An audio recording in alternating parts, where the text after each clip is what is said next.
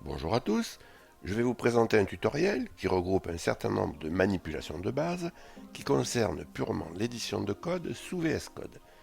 C'est un tuto qui fait partie d'une playlist dédiée à VS Code, vous avez un lien dans la description et en haut à droite de cet écran.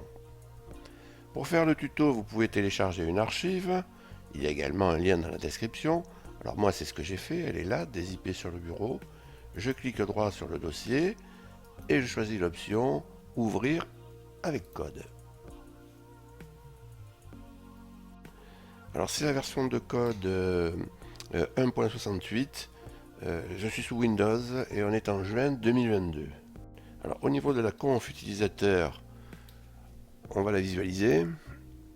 Donc il y a un zoom, une taille de police, une option pour ne pas avoir trop d'informations au survol, le format on save, lorsque je fais CTRL S, je sauvegarde le fichier, et le fait d'avoir décoché la présence de la page d'accueil au moment du lancement.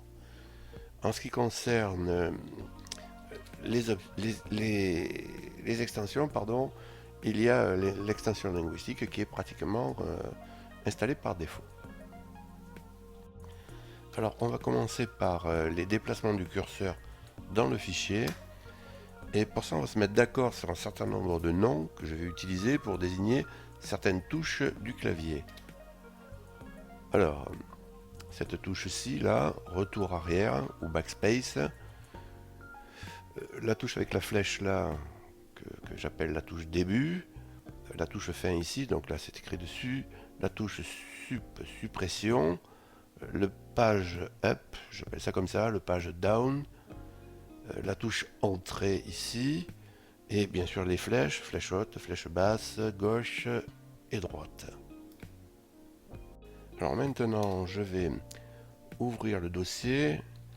Alors, retour à l'explorateur, je vais ouvrir le dossier base test et je vais choisir le fichier fig javascript.js.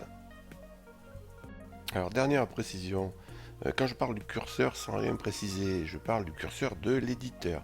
Alors là sur l'écran vous avez deux curseurs, celui de la souris qui tourne là, et si je clique quelque part, vous avez celui de l'éditeur qui clignote. Alors première manip qu'on va faire, on va déplacer le curseur vers un numéro de ligne donné. Donc on va choisir la ligne 455. Alors pour ça je vais faire CTRL G et je vais taper 455. Donc là VS Code me montre la ligne 455. Donc là j'ai deux solutions. La première, ce que je vais faire tout de suite, c'est que je vais annuler l'opération en tapant Escape. Deuxième solution, je refais CTRL G, je retape 455 et cette fois-ci je tape Entrée et uniquement après avoir tapé Entrée, le curseur se déplace sur la ligne 455. Donc vous voyez que ça se fait en deux temps. D'abord VS Code vous montre la ligne et si vous la voulez, vous tapez Entrée. Alors on va commencer par déplacer le curseur en utilisant les flèches. Donc je vais le positionner ici.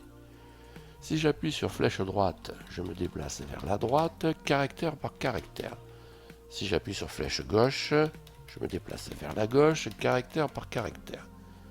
Si maintenant j'appuie sur flèche vers le haut, je me déplace vers le haut, ligne par ligne.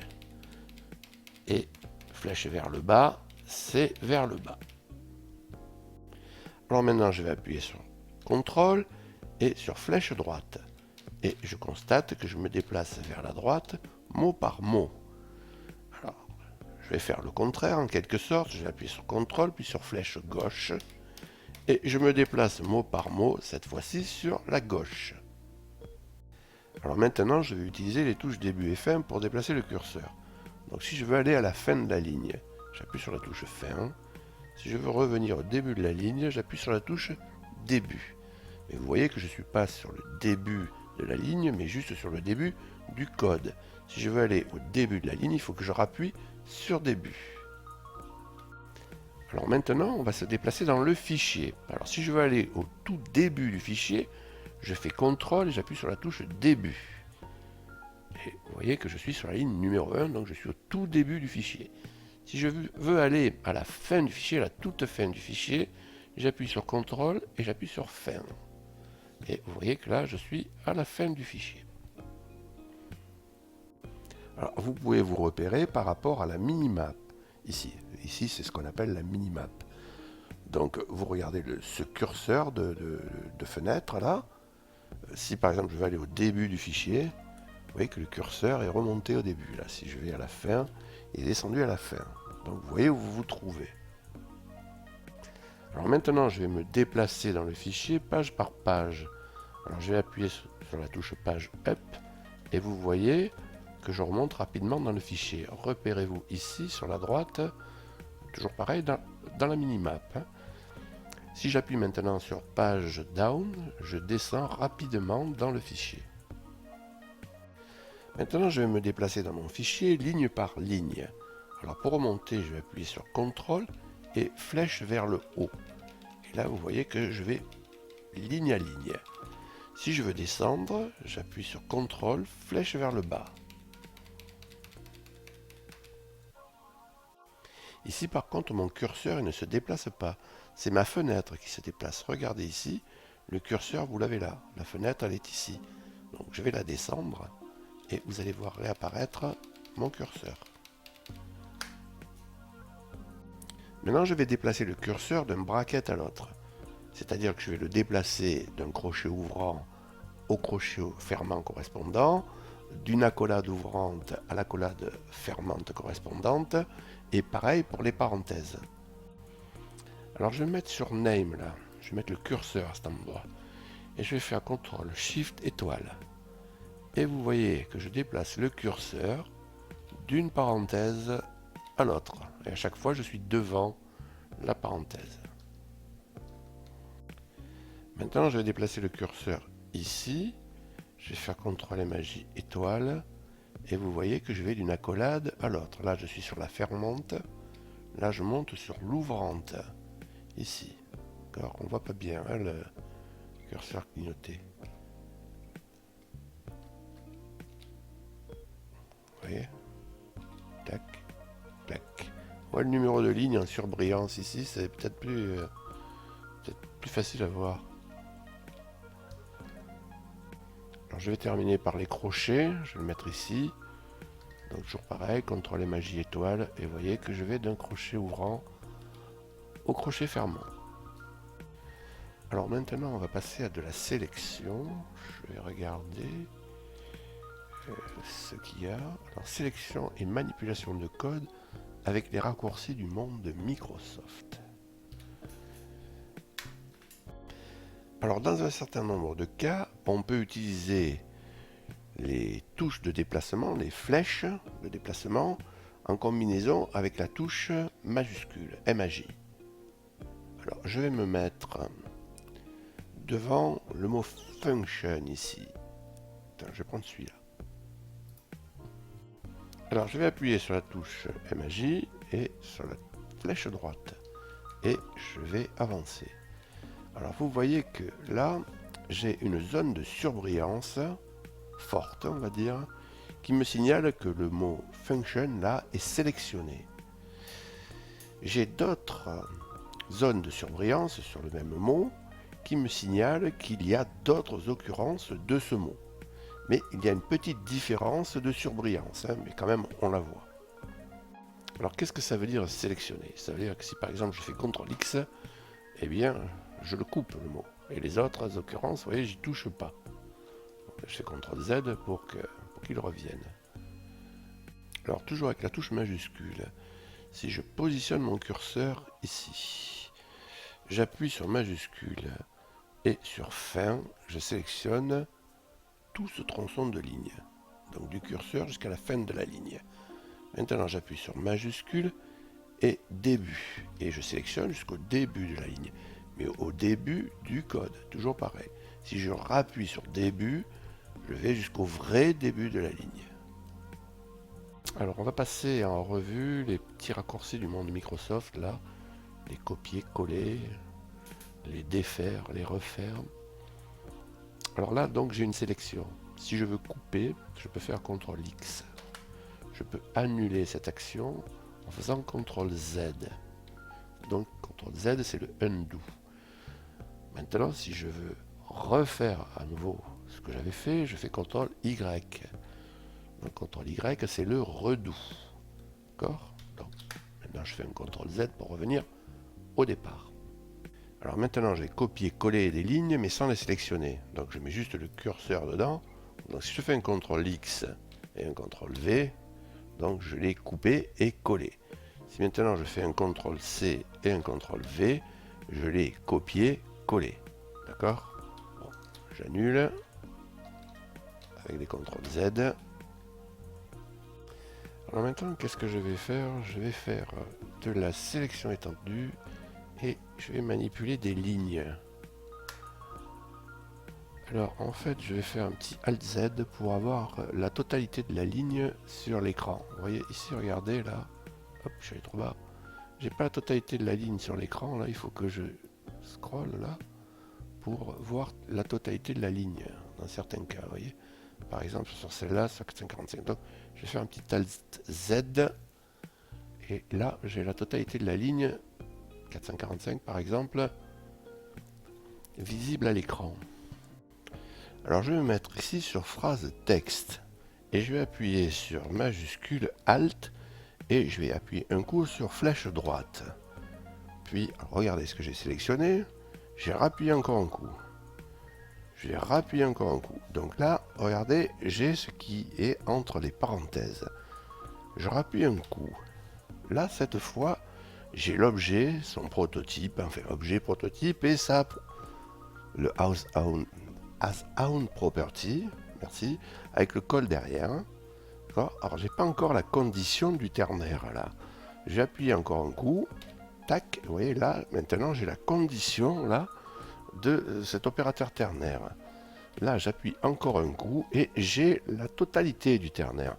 Vous voyez, à chaque fois on a l'impression qu'on remonte d'une unité syntaxique en quelque sorte. Syntaxique. Eh ben, j'ai du mal là. Il est tard. Donc là je prends le return. Et si je continue, là, vous voyez, j'ai ce qui est entre les accolades, là. Je continue, et vous voyez, donc, j'étends la sélection. Hein, c'est ce qu'il était question que je fasse. Hein. Et si je pousse le truc au bout, vous voyez que là, j'ai vraiment sélectionné un gros pavé. D'accord? Alors, je peux revenir en arrière. Au lieu d'appuyer sur la flèche droite, je vais appuyer sur la flèche gauche maintenant. Et je vais redescendre. D'accord? Donc là, je redescends, je diminue la sélection. Là. Donc vous voyez qu'avec ces deux combinaisons de touches, là, le MAJ Alt flèche droite ou le MAJ Alt flèche gauche, on arrive à étendre notre sélection ou à la diminuer. En fait, on la règle comme on le veut et ça, c'est hyper pratique. Donc j'avais dit que on était dans la sélection étendue et la manipulation de lignes. Donc là je vais faire la duplication d'une ligne. Donc je vais me mettre ici. Je vais appuyer sur MAJ Alt. Là j'ai le choix, flèche vers le haut, flèche vers le bas. Si je fais flèche vers le bas, je duplique vers le bas. D'accord? Donc je vais annuler et je vais vous faire la même chose vers le haut. D'accord? Donc majuscule, Alt et flèche vers le haut. Alors si maintenant je veux déplacer la ligne, donc j'appuie sur Alt et j'utilise flèche vers le haut pour aller vers le haut et flèche vers le bas pour aller vers le bas. Alors si vous voulez faire ça sur un groupe de lignes, il faut sélectionner les lignes en fait. Bon là moi je vais annuler ce que j'ai fait.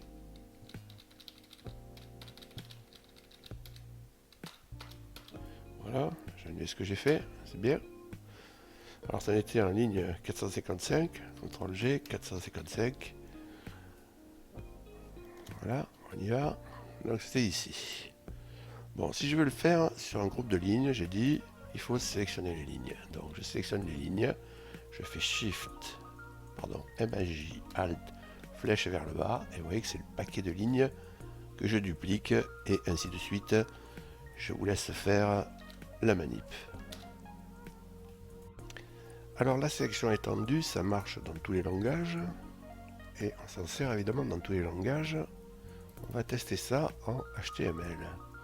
Alors j'avais prévu d'aller à la ligne 54, j'espère que je vais trouver quelque chose. Oui, bravo, magnifique, c'est ça. Alors là, je vais me mettre sur Manual. Et je vais faire majuscule Alt flèche vers la droite. Vous voyez, donc là, j'ai le contenu du lien, ce qui est affiché. Je vais encore appuyer sur flèche droite. Là, j'ai tout l'élément A, tout le lien. Je rappuie encore. Là, je prends la balise englobante, donc le LI. Je tape encore un coup, là c'est la ligne. Je tape encore un coup, là j'ai tous les LI. Je tape encore un coup, j'ai toute ma liste UL. Avouez que c'est vraiment le pied. La sélection étendue en HTML avec VS Code. Alors maintenant, je vais diminuer la sélection. Je vais revenir en arrière. Donc là, c'est majuscule Alt flèche gauche et petit à petit, je redescends. Voyez. Donc je prends ce que je veux, réellement ce que je veux. Alors où j'en suis là? Retour à la ligne mise en forme du code. Ok, là je me suis un peu paumé. Retour à la ligne, je l'ai déjà fait. Je vais le refaire. Le retour à la ligne, c'est ce que j'ai fait tout à l'heure. C'est certaines phrases qui ne se voyaient pas parce que elles dépassaient, elles sortaient de la fenêtre là. Je crois que c'était celle-là d'ailleurs. Donc vous voyez, si je le refais, Alt Z, Alt Z, vous voyez, là, à nouveau, elle se fractionne pas, la ligne, elle va jusqu'au bout de la fenêtre, et là, il y a une barre de scrolling qui se met en place. Donc, je refais Alt Z, et vous voyez, là, je la fractionne. Sans qu'elle soit renumérotée, bien sûr, c'est toujours la ligne 445. Donc, c'est un toggle, vous le mettez, vous l'enlevez. Ok. Alors, où j'en suis là? J'en suis à la mise en forme du code. Ok. Donc, ce qui était prévu, c'est que je fasse un CTRL A pour sélectionner tout le fichier. Regardez là. J'ai vraiment tout le fichier. Et pour mettre en forme le fichier, je fais MAJ Alt F. Alors en fait là, ça ne va strictement rien changer puisque moi j'ai activé l'option ici Format on Save. Ce qui fait que chaque fois que je fais CTRL S, ça provoque la mise en forme. Donc ce raccourci ne va pas servir à grand chose, sauf que vous pouvez formater une sélection avec ça. Pas obligé de formater tout le fichier, vous pouvez en formater une partie. Voilà, ça peut vous servir à ça. Alors qu'est-ce qui me reste là? Alors le tab c'est pour indenter. Vous voyez, c'est bien d'être arrivé jusqu'ici pour apprendre ça. Donc vous indentez avec tab. Et surtout avec majuscule tab, vous désindentez. Voilà, là c'est peut-être un petit peu mieux.